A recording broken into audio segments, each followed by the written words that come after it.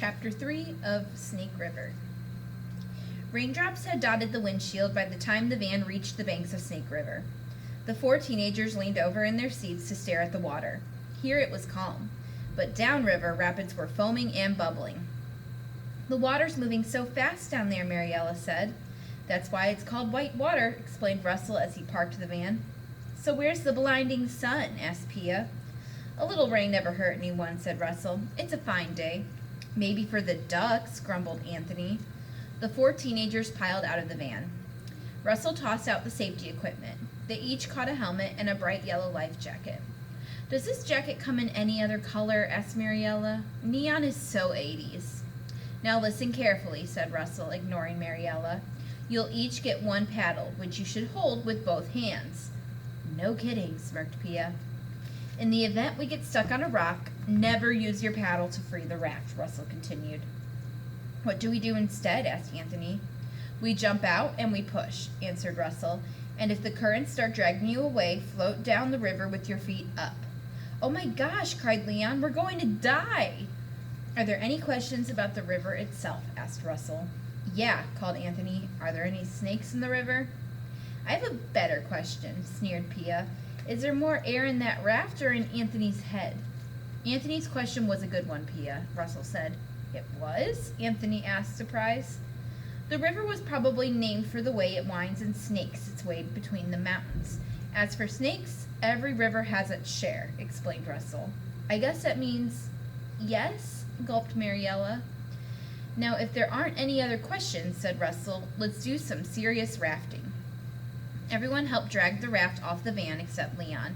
He was too busy collecting his emergency supplies and his medical book. Anthony stared angrily at the book and first aid kit in Leon's arms. "You're taking all that in the raft?" he demanded. "No wonder there was no room for Marcy." "Thank goodness for that," said Pia. "Who would want to spend 4 hours in a raft with someone who dots her I's with little hearts? Give me a break." "Can we please call a ceasefire?" Russell begged as they launched the raft into the water. After a clumsy entrance, all 5 of them were seated in the raft. The water was calm enough as the raft began its trip down the river. "See," smiled Russell, "this isn't so bad." "Speak for yourself," said Mariella. "The moist air is ruining my hairdo." "Not to mention my sinuses," added Leon. He sprayed his nostrils with nasal spray. Anthony began splashing Pia with his paddle. They all could hear Russell mumbling to himself, "It's only one day, it's only one day, it's only one day." The water didn't stay quiet for long. Soon the raft was bobbing swiftly on fast-moving currents. The rain also started coming down harder. "Why don't we pull over until the rain dies down?" suggested Russell. Remembering her weather forecast, Pia looked back at Russell with a smug smile. "Yes, why don't we?" They settled down on a nearby bank under the shelter of a big leafy tree. "Anybody want some tofu and bean sprout sandwiches?" Russell asked. "No thanks," 4 voices answered at once. The teens began pulling out food from their backpacks. "Donuts, chocolate bars, potato chips?" Russell cried in horror.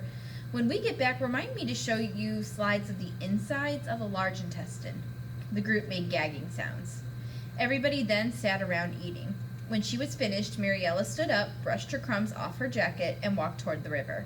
She carried the empty plastic box that had held her snacks. "Where are you going?" shouted Pia.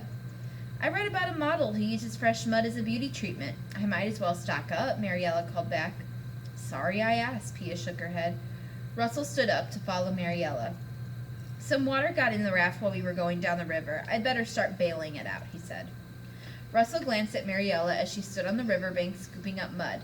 Suddenly his blood froze. Just a few feet away from Mariella, there was a rippling in the water.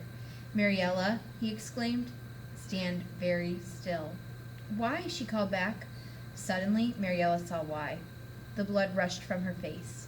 A snake was slithering toward her from the river. As Mariella turned to run, she slipped on the mud. She fell within inches of the snake. Its head was coming up out of the water. "No!" shouted Russell. He ran toward Mariella as the snake coiled to strike. Just as Russell reached her, the snake lunged forward. Russell howled as he felt the sharp fangs of the snake dig into his ankle. The snake pulled its head back and then struck again. Russell stumbled back on the muddy riverbank. Grabbing a rock, he threw it at the snake. The snake hissed, then slithered away into the grass. Anthony, Leon, and Pia ran toward the river. "What's going on?" called Pia. The 4 teenagers stared at Russell as he slumped over, clutching his leg.